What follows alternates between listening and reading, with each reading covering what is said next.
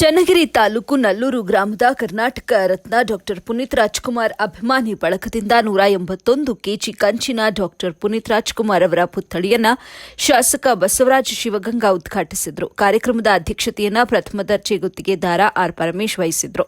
ಗ್ರಾಮ ಪಂಚಾಯಿತಿ ಅಧ್ಯಕ್ಷೆ Purnima Halesh, ವದಿಗೆರೆ Ramesh, H S Shivakumar, M Yogesh, Nallur ಮುಖಂಡರಾದಂಥ Saptagiri ಗ್ರೂಪ್ನ ವಿಶ್ವನಾಥ್, ಬೈರನಹಳ್ಳಿ ಸಂದೀಪ್, ವಾಸಿಂ ಅಹಮದ್, ಗುಜರಿ ಮಹಮ್ಮದ್ ಸೈಫುಲ್ಲಾ, ಕಾಂಗ್ರೆಸ್ ಮುಖಂಡರಾದ ಜನಾರ್ದನ್, ಸರ್ವೆ ಸುರೇಶ್, ಸಿ ವಿಶ್ವನಾಥ್, ಶ್ರೀ ರೇಣುಕಾದೇವಿ ಮುಖ್ಯ ಅತಿಥಿಗಳಾಗಿ ಆಗಮಿಸಿದರು.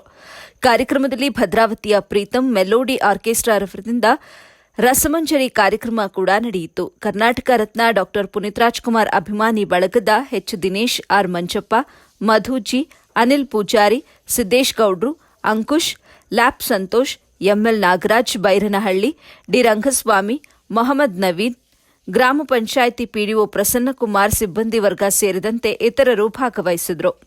ವರದಿ ನಲ್ಲೂರು ಮೊಹಮ್ಮದ್ ಆಸಿಫ್, ಎಬಿ ನ್ಯೂಸ್, ಚನ್ನಗಿರಿ.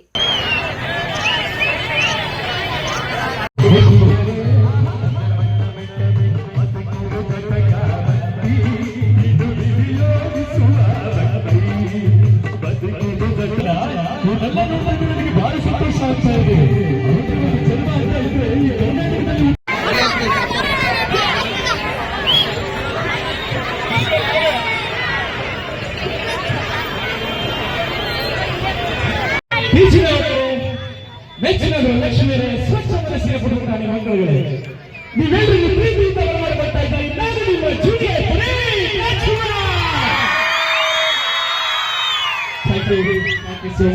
ತುಂಬಾ ಅಷ್ಟು ಸುಲಭ ಅಲ್ಲ. ಒಂದು ಪುತ್ಥಳಿ ಅನಾವರಣ ಮಾಡ್ಬೇಕಂದ್ರೆ ಅದು ಅಭಿಮಾನ ಯಾವ ಹಂತಕ್ಕಿದೆ ಅನ್ನೋದು ಅದು ಹೇಳಕ್ಕೂ ಅಸಾಧ್ಯವಾಗಿದೆ. ಯಾಕಪ್ಪ ಅಂದ್ರೆ ಅಷ್ಟೊಂದು ಅಭಿಮಾನಿ ಬಳಗನ ಪುನೀತ್ ರಾಜ್ಕುಮಾರ್ ಅವರು ಈ ನಲ್ಲೂರನ್ನ ಇಟ್ಕೊಂಡಿದ್ದಾರೆ. ಯಾಕೆ ಅಂದ್ರೆ ನಾವೆಲ್ಲ ನೋಡಿದಿರಿ ಪುನೀತ್ ರಾಜ್ಕುಮಾರ್ ನಟನೆ ಇರ್ಬೋದು.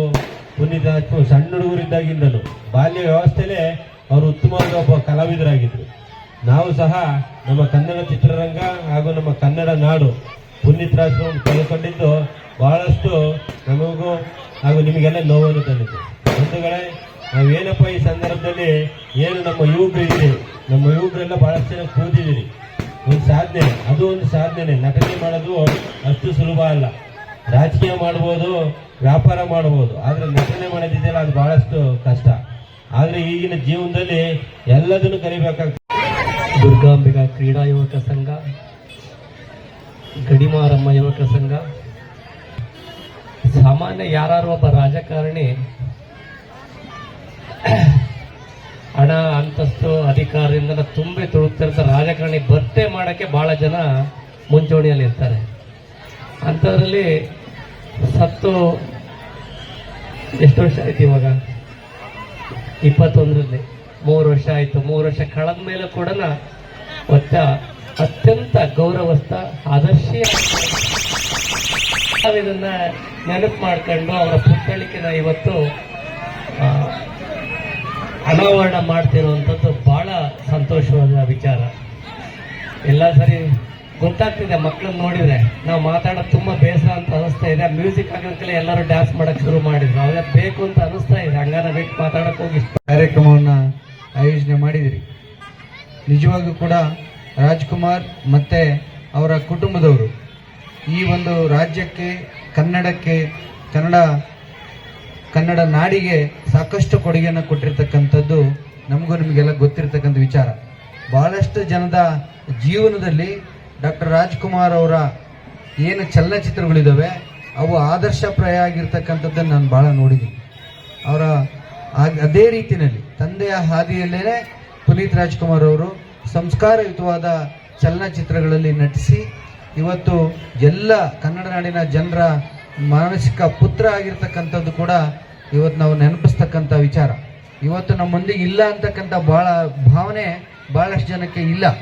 ಯಾಕೆ ಅಂದರೆ ನಾನು ಹೇಳ್ತೀನಿ, ಇವತ್ತೇನು ಈ ಹಿಂದಿನ ದಾರ್ಶನಿಕರುಗಳು ಮತ್ತು ಶ್ರೇಷ್ಠ ವ್ಯಕ್ತಿಗಳು ಅವರೆಲ್ಲ ಅವರ ಜೀವನದ ನಡವಳಿಕೆಯಿಂದನೇ ಬಹಳಷ್ಟು ಜನಪ್ರಿಯರು.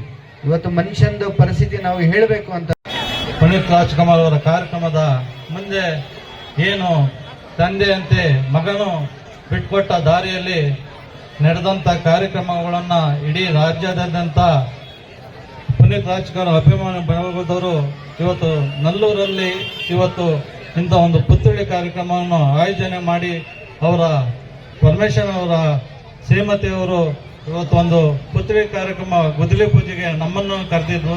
ಇವತ್ತು ಉದ್ಘಾಟನೆ ಕಾರ್ಯಕ್ರಮಕ್ಕೂ ಕರೆದಿದ್ದಾರೆ. ಅವರಿಗೆ ನಾವು ಕೃತಜ್ಞತೆಯನ್ನು ಸಲ್ಲಿಸ್ತಾ ಇದ್ದೀವಿ. ಯಾಕೆ ಅಂದ್ರೆ ಅವರಲ್ಲಿ ಆ ಹುಮ್ಮಸ್ಸನ್ನ ನೋಡಿದಾಗ ಅವರ ಪುತ್ಥಳಿಯನ್ನು ನಾನು ಅವ್ರ ಜವಾಬ್ದಾರಿ ತಾಂದೆ ಅವರ ಯಜಮಾನರು ಹೇಳಿ ಒಂದು ವಿಶೇಷವಾಗಿ ಆ ಪುತ್ಥಳಿ ಕಾರ್ಯಕ್ರಮವನ್ನ ಜವಾಬ್ದಾರಿತವಾಗಿ ಮಾಡಿದ್ದಾರೆ. ಹಾಗಾಗಿ ಇಲ್ಲಿ ನಾವು ನುಡಿದಂತೆ ನಡೆದಾಗ ತಂದೆಯಂತೆ ಮಕ್ಕಳು ಹೇಗೆ ಬದುಕಬೇಕು ಅನ್ನೋದನ್ನ ರಾಜ್ಕುಮಾರ್ ಅವರ ಕುಟುಂಬದ ಸದಸ್ಯರುಗಳಿಗೆ ತೋರಿಸ್ಕೊಟ್ಟಿದ್ದಾರೆ. ಹಾಗಾಗಿ ಅವರ ಗಂಡ ಅವ್ರ ಮಡದಿ ಪರಮೇಶ್ವರನವರವರಿಗೆ ಕೇಳಿ ನಾನು ಈ ತರ ಒಂದು ಪುತ್ಥಳಿ ಕಾರ್ಯಕ್ರಮವನ್ನು ನಾನು ನಡೆಸ್ಕೊಡ್ಬೇಕು ಅಂತ ಹೇಳಿದಾಗ ಇದು ಒಮ್ಮತದಿಂದ ನಲ್ಲೂರಿನ ಎಲ್ಲ ಸಮಸ್ತ ಗ್ರಾಮದ ಊರರು ನಮ್ಮ ದಾವಣಗೆರೆ ಜಿಲ್ಲೆಗೆ ಒಂದು ನಲ್ಲೂರು ಗ್ರಾಮದಲ್ಲಿ ನಡೀತಿರೋದಕ್ಕೆ ನಮ್ಮೆಲ್ಲರ ಸಂತೋಷ ಮತ್ತು ಈ ತಾಲೂಕಿನ ಎಲ್ಲರ ಸಂತೋಷ. ಇವತ್ತು ಆ ತಾಯಿಗೆ ನಾವು ಕೃತಜ್ಞತೆ ಸಲ್ಲಿಸಬೇಕು ಅಂತ ನಿಮ್ಮೆಲ್ಲರ ಪರವಾಗಿ ಅವರಿಗೆ ವಂದನೆಗಳನ್ನು ಸಲ್ಲಿಸ್ತಾ ಇದ್ದೀವಿ. ಇವತ್ತು ನಾವೇನೇ ಆಗಲಿ ಒಂದು ಸಣ್ಣ ಕಾರ್ಯಕ್ರಮ ಮಾಡಬೇಕು ಅಂದ್ರೆ ಅದು ಒಗ್ಗೂಡಿಸಿ ಮಾಡೋದು ಕಷ್ಟದ ಕೆಲಸ. ಇವರು ಸುಮಾರು 1 ತಿಂಗಳಿಂದ ನೀವು ಕಾರ್ಯಕ್ರಮಕ್ಕೆ ನೀವು ಬರಬೇಕು.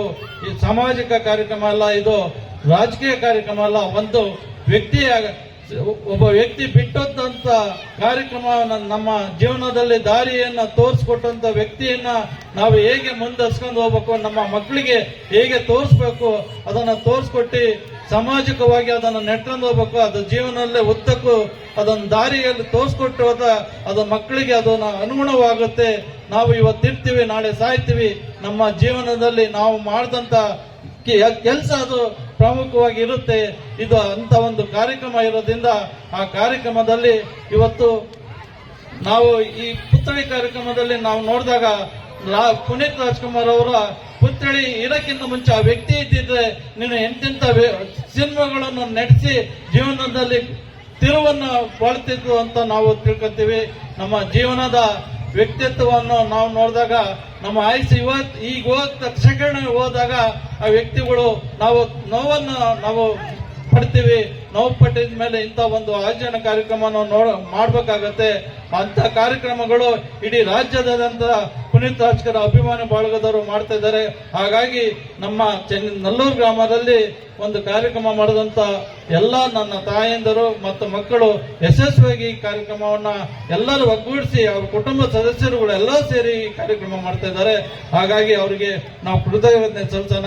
ನಾವು ಅಭಿಮಾನ ಬಳಗದಿಂದ ನನಗೆ ಹೇಳ್ತಿದ್ರು, ನನಗೆ ನೋಡಪ್ಪ ಕಾರ್ಯಕ್ರಮಕ್ಕೆ ಬರ್ತೀನಿ, ನನ್ನ ಈ ಏನೇ ವಿಚಾರ ಆಗ್ಲಿ ನನ್ನನ್ನ ಹೇಳ್ಕೊಂಬೇಡ್ರಿ ಅಂತ ಹೇಳ್ತಿದ್ದೆ. ನನಗೆ ಖುಷಿನ ಇತ್ತು, ಇದ್ರಾಗ ಸಂತೋಷನ. ನಾವು ಈ ಕಡೆ ನಾವೇನಿಲ್ಲದ್ರು ಒಂಚೂರು ಹಿಂಗ್ ಕೊಟ್ಟಿ ಒಂದು ಗೌರವ ಉಳಿಸ್ಕೊಳೋದು. ಇಂಥ ಒಂದು ದೊಡ್ಡ ಕಾರ್ಯಕ್ರಮದಾಗೆ ನಮಗೇನು ಕೊಡಕ್ಕಾಗ್ಲಿಲ್ಲ ಅಂತ ನೋವನ್ನು ನಾವು ನಂಬ್ತಿದ್ದೀವಿ. ಹಾಗಾಗಿ ಯಾರು ಬೇಜಾರಾಗಬೇಡಿ.